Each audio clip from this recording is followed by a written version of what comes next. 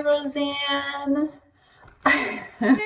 Oh, How it's so are good to see you? you. I'm doing well. Love is that beautiful turquoise sort of Yeah, this green. I'm in the nursery, so this is like my calm place. So I thought, okay, I have to do this interview with you in here.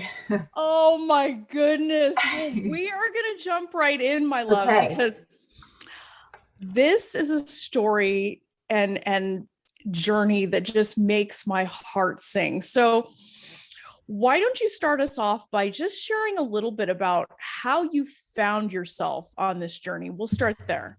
Okay. Wow. Well, my story is very untraditional. So I was married the end of June 2020. I had never wanted children in my whole life.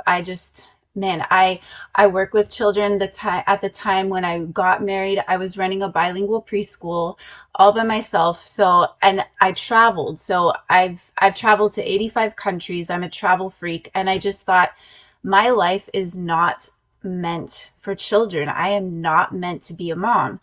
But I would say the day after our wedding, I don't know, God completely changed my heart. It was something I couldn't even explain. I wanted to be a mom like so bad, like that next day. And I'm like, what is this? This is not me. What is happening?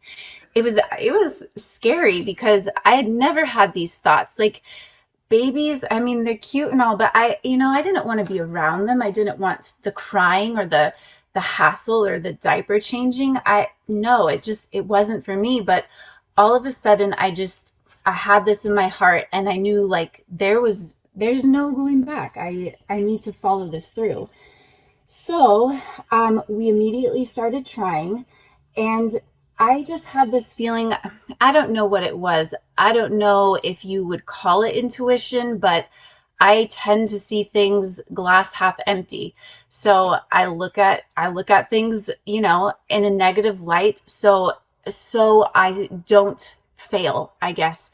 So I look at things so I don't set myself up for failure. And I always prepare for the worst. That's just how I've always been and how I've been able to succeed in life. So, yeah, I thought, okay, something's wrong. I need to get checked out.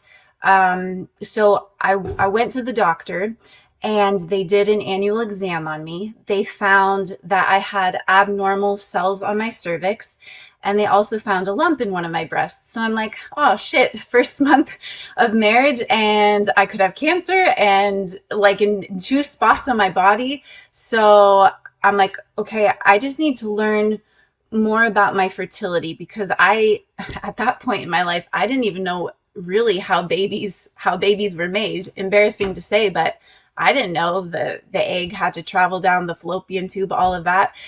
So I read this book that told me 500-page book all about basal body temperature and how you check for your cervical mucus, all of that. So I became obsessed. I became obsessed with monitoring my basal body temperature, all of that. And if it was just, just an inkling off, it ruined my whole day. I couldn't, I was so obsessed. I couldn't even wake up. I mean, I'd wake up in the middle of the night having to go to the bathroom, but I couldn't even let myself go to the bathroom because my basal body temperature would be off in the morning. It was ridiculous. So this went on for months. This went on, gosh, from, yeah, July all the way until the next March, before I met you. So anyway, that was my obsession story with the basal body temperature. In the meantime, I went and I had my cervix checked out. They did a colposcopy and found that I had type 3 abnormal cells, which is the type right before it turns into full-blown cancer. So they're like, we need to remove this. You need a surgery. So I got a surgery the end of November. That was 2020. And they also found during surgery I had a mass. They never figured out what it was, but it was a mass in my uterus. It could have been a blood clot. It could have just been cells, a growth of cells. So they removed that at the same time. And they said, okay, you're good to go, but you have to wait a while for your cervix to heal. So we had to wait until February of 2021. And then also during that time frame, I got my boob checked out. Turns out I'm just lumpy when I ovulate, so I just have lumpy boobs. So it was fine, no cancer there. You're like, Um, I'll take a lumpy boob any day, right? yeah, yeah. So yeah, so that was a big relief. So we didn't start trying again until February 2021. And the doctor said if I wasn't pregnant by the end of my seventh cycle, that I would need to have an IUI.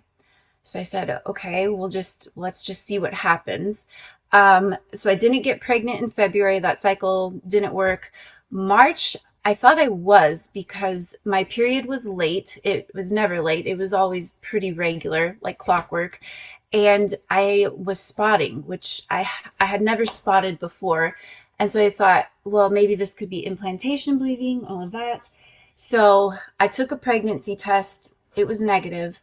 My doctor said it could have just been just a late period for whatever reason. And at that point, I had the biggest meltdown of my life. Yes, I had one margarita, a large one, but after that, came home, my poor husband, I was on the floor in a ball, just crying. I did not know what was wrong with me. I felt broken. My mindset was so messed up. I was just obsessed with getting pregnant and that something was wrong with me and somebody needed to fix me and I would do whatever it took. I'm committed at, whatever I put my mind to. Um, and at that point, it was pretty dark and I realized I need help. Like this is bigger than me. My mindset just is in a very bad place. So I had found you over Facebook. It was an advertisement for your first book that you had written, and so I read the book the month of February, and I thought this is great. Like I really like what's in here, the material, the mindset, all of that. And so after my meltdown, I decided, okay, I'm going to get in contact with Roseanne because I can't do this myself. I'm failing. I'm going to, mess up my marriage or something. I don't know. Something was going to happen. So, my husband and I, it was spring break, March 2021. We went to the Dominican Republic, and then the day after we came back, I had just an interview with you to get into the program. And so yes, I got in. I was super excited. I started with your classes the end of March through May, 2021. And yeah, it was a lifesaver. I thought to myself, even if I never get pregnant, these skills that you taught me, I'm going to just carry with me my whole life. And, you know, yes, it mattered that, I get pregnant, but I just thought this is so valuable for anybody. Um, my time with you, it was an 8-week course of forgiveness, I feel. Um, every week, I just remember coming to you and I had my questions, and it was just, I had a block. I had a big block of just the anger and resentment I was carrying around from the past, from what people had said to me or how they had hurt me. And I just remember, well, I would get up in the morning and I would run 45 minutes in hopes that running would just release this anger, but it never did. So, yeah, so my homework assignments with you, it was forgiving these people. And I did. I mean, the methodology, it worked. And I just remember feeling so light, like a big rock had just been removed from my chest. And I could actually have conversations with these people and not be judgmental of them or just be keeping a tally score of what they were doing to me or what, how I could use whatever they said against them later. So it was just, I could now actually form authentic relationships with people, with family members. So I thought that was great. Yeah. So it was, yeah, an 8-week course of forgiveness, which was perfect. Who Um, knew, right? Like who Yeah, knew? yeah. But it was exactly what I needed. And you called me out too, like all the time if I was going into victimhood and woe is me, all of these things happening to me, which I needed. I needed someone to be direct and, stop your thinking, stop what you're doing, and just change your mindset. And yeah, I worked on it, and yeah, I was committed through the whole program. Um, so and this is the part, yeah, you don't know. I remember the last session I had told you I was going in for an HSG to see if my tubes were okay. And yeah, so that was the week after my sessions ended with you. So beginning of June. And so I just had a feeling, my right tube, something about my right tube, and I don't know why. I just thought maybe they're gonna find something. So I was scared to death. So I went in, got it done, and yeah, sure enough, my right tube completely blocked. But my left tube works. So I thought, well, gee, I was really sad. I was upset. I had to kind of mourn that part of my body that, you know, doesn't function. Um, but at the same time, I was really relieved because I found, okay, maybe this could be an answer. This could be why I'm having just harder time getting pregnant. So I kind of just let that go.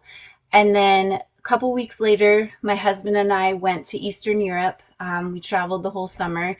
And just during that time, well, traveling is kind of healing in itself for me, but also during that time, I was visualizing and meditating constantly. So every day I'd visualize just an openness, just that my right tube would become open, and that my left side, it would start creating the eggs, because I feel like my right side is the most dominant side, but that I would start ovulating from my left side. Um, so yeah, it was a great trip. We came back, and then I remember right before I was supposed to have my next period, I had an acupuncture session, and um, I during my visualization on the table, I felt this presence of this little girl. I felt her. She was so close. Like I could just feel her in the room. And it was the little girl I had been visualizing this whole time. Um, and then I ended up getting pregnant. So I know it was her. So I got pregnant, super excited, end of July. So just 2 months, 2 cycles after finishing your class. Um, but then I was terrified. I was terrified that I was pregnant. I was happy, of course. And I thought, man, this is so magical. Like I did these visualizations and these exercises and I got pregnant, but I'm afraid of a miscarriage because I heard all of these stories, the ladies talking and just podcasts, and I heard it. And my mom told me some stories, and, people would bring me these horror stories, and those kept playing in my mind just over and over. And I yeah, I let it get the best of me. I thought I'm gonna wake up and I'm gonna have a miscarriage. I thought that every day. And through those first 9 weeks of that pregnancy, I was bleeding a lot. I went to the ER twice. They couldn't figure it out, but I was clotting, all of this stuff. And then at 9 weeks, it ended. So it did end in a miscarriage. Um, I was super devastated, but then I thought, no, like this is not my story. This is not the end. This can't be the end. That's ridiculous. So the very next day after my miscarriage, I went right back to my acupuncturist. Um, she's was wanted to try to get my period back going.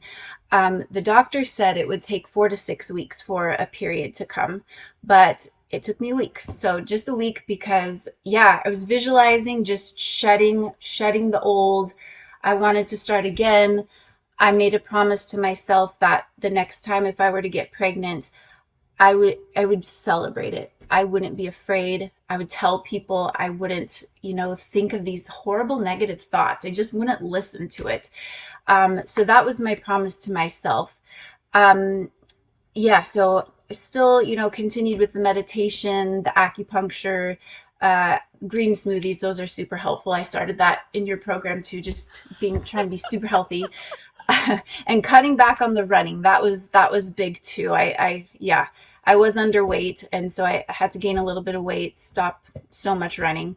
Um, so then let's see. I listened to your podcast every week, and you had done a podcast on wonderment, and that just kind of not that I felt like I was in a little bit of a funk just after the miscarriage, but that just got me thinking, like, I need to shine my light so bright and be so joyful of my life and what I have that I attract this new baby. So I started doing that. I started looking at everything just through joyful eyes and just being grateful for everything. And it works. Like, you change your mind and your life will follow. That's kind of like my new life motto now. So yeah, so just thinking about wonderment, all of that.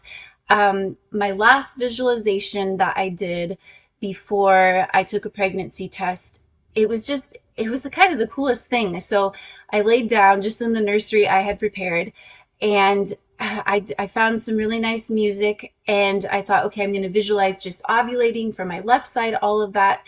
But something stopped me. It said, no, just let whatever happens, let whatever comes in your brain come and just accept it. And you don't have to have an agenda for this meditation. So I did. And the most beautiful things came to me. I remember visualizing a sunset and mountains and trees and flowers, all of these things. And I just got up from that meditation and I thought, these were the most beautiful things I've seen, and it's life, and I am connected to this because I'm alive and I have beauty in my life. So if I am a part of all of this beauty, then there's no reason why I can't carry a life inside of me. There's no reason. So the next, I guess it was 5 days later, I took a pregnancy test and it was positive. So I'm like, yes, okay, this is it. This is, yeah, I'm gonna change my way of thinking. I told everybody. It was Thanksgiving. I told my family, my friends, everybody knew. Um, yeah, I mean, of course, I still battle with like negative thoughts. I still do, like, oh, this is gonna end. It's your saboteurs constantly. I'm constantly on guard. But I'm still pregnant today. So it worked. This is incredible, Mel, because think about it. Think about who you were before. You had said, you're this glass half empty. This is what made me successful. But you had to have realized that may have made you successful professionally, Yeah. but that may not necessarily work for you on this journey. Quite the No. opposite. Opposite. Absolutely. Yeah. Yeah. Because who wants to have a mom that, I just think of it. Who wants to have a mom that sees the world so negatively and you have to do this to get ahead? And no baby's going to want that. So, yeah, I had to totally change just everything about my life. Well, and Yeah. also that sense of openness, because I think one of the most powerful, I mean, you said a lot of really powerful things, and there's a shit ton of little nuggets in there that I just love. But one of the things that I really want to highlight here, because I think you deserve a lot of credit for it, was having the presence of mind and the openness to say, something is blocking me, and to be willing to change the way that you perceive the events in your life that you are holding anger Yeah. Yeah. for. Yeah, I mean, I was just sick of getting up and having that feeling every morning. It's annoying. It is a weight, and I didn't want to live my life resenting these people that are, close to me. There's no way to live a good life like that.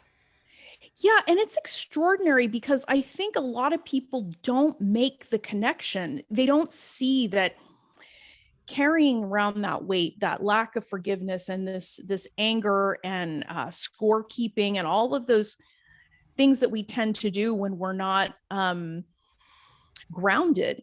Hmm. That there is a physical effect. It is constricting, and what you're Yeah. describing, Mel, is an openness. You Yes. think that's Yes. fair? Oh yeah, because that is exactly how I feel today. I'm just open and I'm able, it's really interesting, especially after my miscarriage, I'm able to control my energy. So it's really interesting just working with my students. Like they're more at ease, the parents are really at ease. I changed my job position a little bit. I'm no longer running a bilingual preschool. Now I go into, it's a charter school, and I go into my students' houses and I'm with them, and it's like one-on-one teaching. And it just it's I don't know, I can just create the energy, the atmosphere that I want, and it's just amazing because these families are just opening up to me and telling me their life story, and their cats and dogs are sitting on me just because it's this energy that, yeah, it's very interesting just to like step back and observe, whereas before my energy was not like that, and maybe I put some people off because I had an agenda and I had to get this and this and this done, but now it's just I feel free. Wow, that is an incredible transformation, because to go from having an agenda to a place where you're open and you're attracting amazing people into your lives, a new position, dogs and cats, and that is you can't deny that kind of energetic shift and what it begins to bring into your life. I mean, Yeah. because you're somebody that can see both sides of this. As an intellectual, educated woman, it would have been really easy for you to blow off this mindset piece of it and say, that crazy lady's full of shit. This sounds like a whole bunch of tree hugging craziness. I don't need any of that. Yeah. Yeah. Tell me what in you connected with this, though, because there was some level of wisdom within you that had to say, now I need this. I need to look at this piece. Yeah, I guess just the way my life was turning out. I mean, not that it was unsuccessful, but I wasn't having any success in this part of my life, in fertility. And it could be just because I never pictured myself as a mom, but I'm not used to failing. Whatever I put my mind to, it's accomplished. And I was putting my mind to this hard. I thought the more negative I could be and the harder I try, and measuring my basal body temperature and learning about this and getting my checkups, the more I can do that, I will be successful. I will get pregnant. But it was not happening. In fact, it was the opposite. That was also creating a block. Just those anxious thoughts of failure. So I knew I needed to explore something else, something Well, out there. oh man, I love that you're opening that door, because I think that's our first stop as really accomplished, professionals. Is we think the more I suffer, I just have to Mm-hmm. work harder. I just have to Yep. be more negative. I just, if I just plan for every worst shit that can possibly happen, then I'm somehow going to get there. Yep. But this is about making babies. This is about calling in life. I mean, Yeah, doing it the other way is kind of repelling. it is. Yeah, which I think is why, exactly why, nobody wanted, no baby was attracted to, my mindset back, when I first got married. No. And I'm glad I didn't get pregnant, right when I wanted to, because I think I would have been an awful mom, to be honest. I would have just been hovering and just a negative Nancy and just worrisome all the time. And now I feel like with this new baby, oh, I'm not stressed. I know I'm going to learn, what I need to learn in the due time, and it will come, and I'm I'm not worried. Maybe I should be, but no, No, I'm just no. not. I mean, I'm going to no, yeah. get off the worry train, Yeah. baby girl, because you work too hard to get out of Yeah. there. Yeah. But look at what taking the time and making the investment in yourself, both time and resources, in a very short time, because 8 weeks is not long. Yeah. It's not long to be able to see such a dramatic change in yourself, and to be able to make that shift where you go from a place of feeling chaotic, and And I had a flashback for a second when you were describing being afraid of going to the bathroom in the middle of the night because it was going to throw off your basal body temperature. Awful. I remember when I tracked it with the precision of a lunar landing. And if it was even slightly off, I totally get what you're saying, because I was floored for the rest of the day. Yeah. Yeah. And for you to make that shift from that place, I mean, because think about where you came from, Mel. The health scares, I've only been married for a couple months and here I am, cancer scares. And now I'm struggling with fertility, going negative, finding yourself on the floor, in a fetal position, to where you are today. It's extraordinary. Yes. I mean, you did this in less than a year. Mm-hmm. Yeah, I did. Yeah. Yeah. But I owe everything to you. You. I'm so grateful. You are the person I most look up to in my life, and you will always. But seriously, I would be in the same fetal position if I never found you. I mean, yeah, truly. My waterproof mascara is working overtime right now, but Mel, I appreciate the honor of having met you. But I think that what takes all of that goodness to the next level is you were willing to do the work. Yeah. You loved yourself and you loved your dream enough. Your hand was up every week. Mm-hmm. You always showed up. You always did your work. You were in communication with me. Like, you really were the embodiment and are the embodiment of a woman who understands her hell yes. Yeah. Yes. Yeah. I mean, I had no other option. I felt like sometimes I wished, man, I wish this dream sometimes wasn't, I wished I wouldn't want, didn't want to be a mom so badly, but there was just no turning back. There was no way. So I thought, go big or go home. Exactly. I had to. Well, and I think that there was something really important that happened too, because when you were in the program, you were describing this really fearless move. You were like, you were going to travel, because that was right around kind of this apex, of people being afraid and not wanting to travel. Oh yeah. We were traveling before that.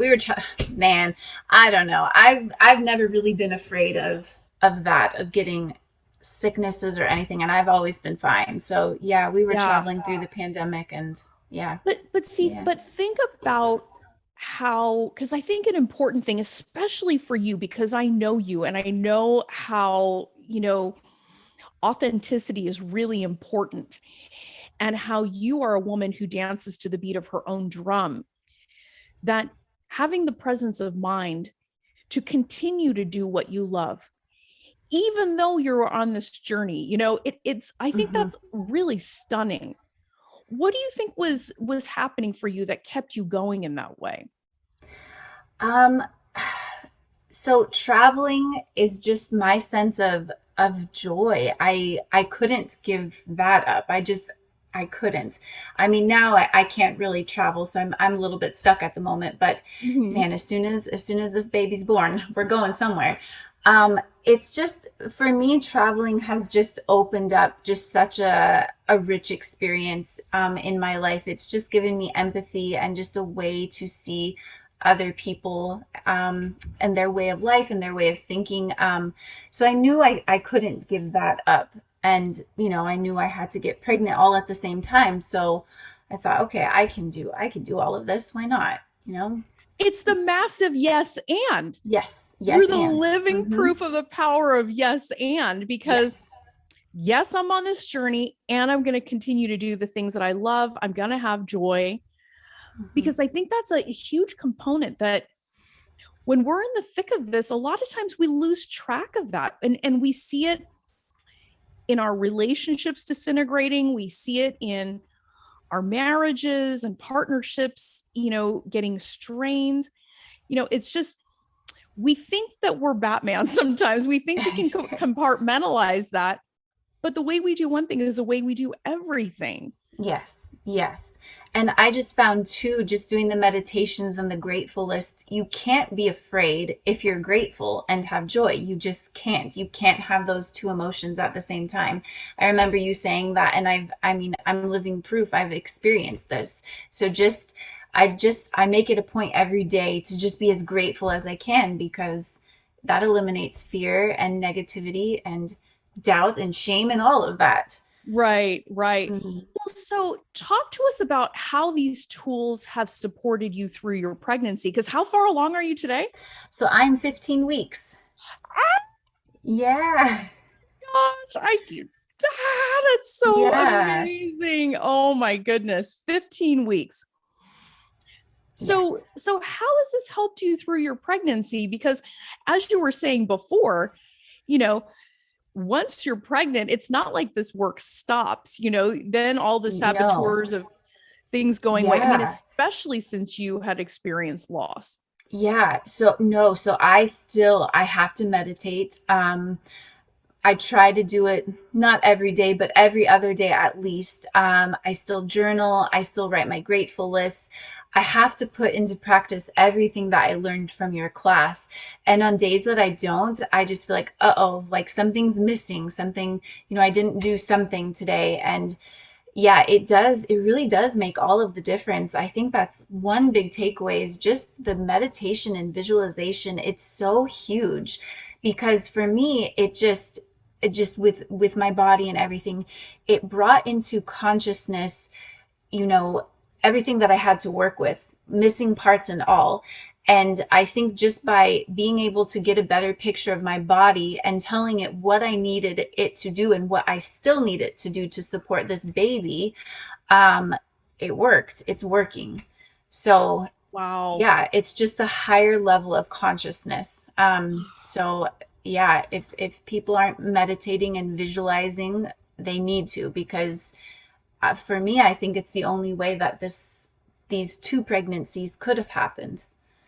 Yeah, and you know what, I mean, you're bringing up a really brilliant point because when you are able to visualize and when you go within, you're less prone to being, to having shiny object syndrome where you have some people saying this, some people saying that. You Yeah. can actually zero in more effectively on what's actually true for you.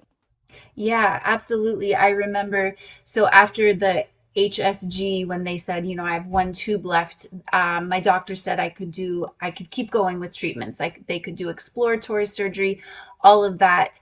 And just my intuition just told me, no, I'm perfectly fine with what I have. And I will meditate and visualize to heal this and just to use the tools that I'm equipped with at this time in my life. So yeah. Mel, that is uber gangster. Like, I have to tell you, that move is uber gangster because, and that actually demonstrates to me very clearly you were not in a place of fear No. because you could have easily been in a place where you get ushered into a fucking exploratory surgery Mm-hmm. that Mm-hmm. you may not need. Right. That, That could cause more damage. Mm-hmm. yeah, and I think that takes, and I love that you're talking about a higher consciousness because I think when we get fearless and when we really tap into that inner knowing, our consciousness just goes through the roof. You Mm-hmm. can see truth when it's presented to you. You can feel truth when you're in the presence of it. And when you hear truth, it will resonate. Yes. And you had to do all of those things in order to stay the course. Yes. Yes. And it wasn't easy. There's a lot of distractions and a lot of stories and sadness, but yeah, staying the course, I mean, you get the results.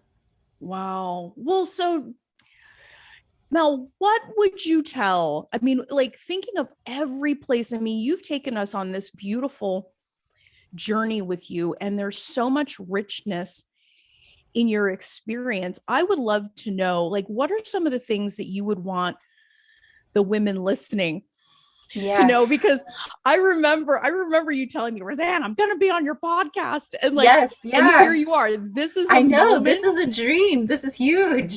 I know, Yeah. it's like, this is a moment, like, if people don't know this, but like, whenever a woman tells me that, I believe her. I believe she will do it. And I imagine it. And I hope she imagines it too. Yes. And Oh, I just, did. Yeah. and just having this experience is just demonstrative of how powerful we are when we make a decision. So, what are Yeah. some of the things you'd want to share with the women listening? Yeah. Well, like I said, the power of visualization is huge. So just meditating, if you can, even just 5 minutes a day, that's all it takes. That's all it is, really. I mean, anybody can set that time aside. Creating a vision board was really big for me too. So I have that hanging. I studied it every night. I put on there, be on Roseanne's podcast. The date was for September 3rd. So that passed, but I was pregnant at that time. So, I mean, just like Who seeing, cares? Who cares yeah. how accurate you were? Right, It no, didn't but it was matter. there. And so I would just look at it every night for a couple minutes right before I went to bed. And I still do that just to, get these thoughts in my subconscious. So I think that's a really important piece too, just creating a vision board. And then another big piece for me was affirmations. Affirmations are huge. So your body hears what you tell it, even if you're not speaking it out loud. If you're thinking, oh, my uterus is so stupid, I'm never going to get pregnant, it's hostile, whatever, your body hears that and it will react accordingly. So yeah, chances are you do have a hostile uterus and you're never going to get pregnant. So just for me, because I was so negative, just turning that around and just having affirmations like, I am fertile, my body is made perfectly in the image of God. Those were some of my affirmations. And I have those everywhere. I have them in my wallet. I have them hanging in my bedroom. I have just quotes from your program, quotes that you had said, or quotes just from excerpts from books. Those are hanging all over my house, and I see them every day. I read them every day, and it's amazing because it does just sink into your whole being. So you're not just saying it, but you're living it and feeling it and breathing it. And actually, one of my favorite quotes, I wrote it down. It was from one of the, I don't know, I think it was on a homework assignment that we did, and it's written by Robert Frost. He says, "Two roads diverged in a wood, and I took the one less traveled by, and that has made all the difference." And that's kind of just a summary of my life at this point.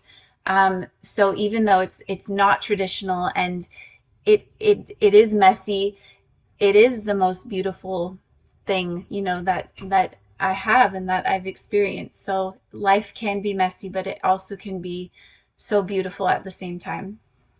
Yeah, I mean, you're making mama so proud right now, Mel. Because when I think about you and the transformation and you keeping your promise to yourself, because I think that's an important thing to raise here too, is that you deserve every bit of this joy, not just because you were born deserving of it, but also because you did something that is a very rare thing, and that is keeping a promise to yourself, loving this dream, loving this baby enough to get out of your comfort zone and to challenge yourself and to really get into a place where the old story could finally be put to rest. Yeah. And you made space for an entirely new personal history. I mean, what you've done, Mel, is literally change your family tree by creating this entirely new branch. I mean, because you're going to be able to teach your baby this. Yes, absolutely. Yeah. Wow. Wow. Well, I am so honored, Mel, and I am so grateful that we had this moment together. It's a Oh, moment me that has been too. in the back of my mind for so long, and to be able to share in this moment with you. I mean, dude, this is why I do what I do, is to be able to see that glow on a woman's face and to see you so happy and really living the life that you were meant to live, man, that is beyond. So thank you for the inspiration. And I know that unquestionably you're going to change somebody's life with what you've shared here. So thank you. Yes. Oh, thank you, Roseanne. It has been an honor just getting to know you and yeah, just you being a part of my life. Thank you. So good. Well, thank you, Mel. And you keep me posted on that Oh, baby. I will. I will send you pictures. I can't wait. Love this episode of the Fearlessly Fertile podcast? Subscribe now and leave an awesome review. Remember, the desire in your heart to be a mom is there because it was meant for you. When it comes to your dreams, keep saying hell yes.